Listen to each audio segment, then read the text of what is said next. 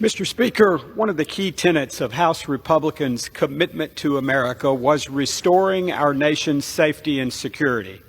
That means passing a strong and fiscally responsible National Defense Authorization Act, otherwise known as the NDAA, which is our country's primary legislation authorizing spending levels and providing substantive policy directives for the United States Armed Forces and the Department of Defense. Thankfully, that's exactly what House Republicans will be doing this week when we consider and pass the Fiscal Year 24 NDAA.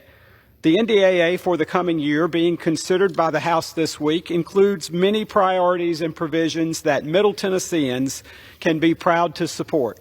For starters, it ends the radical woke ideologies being forced on our service members by prohibiting funding for teaching critical race theory.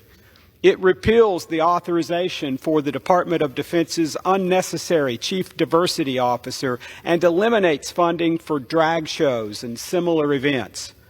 Along with these common sense measures that passed the House Armed Services Committee by a 48-1 vote, the National Defense Authorization Act gives our military the tools they need to counter the Chinese Communist Party's aggression, increases oversight of the Biden administration after their disastrous withdrawal of Afghanistan, and saves taxpayers $40 billion by cutting inefficient defense programs, obsolete weapon systems, and unnecessary Pentagon bureaucracy.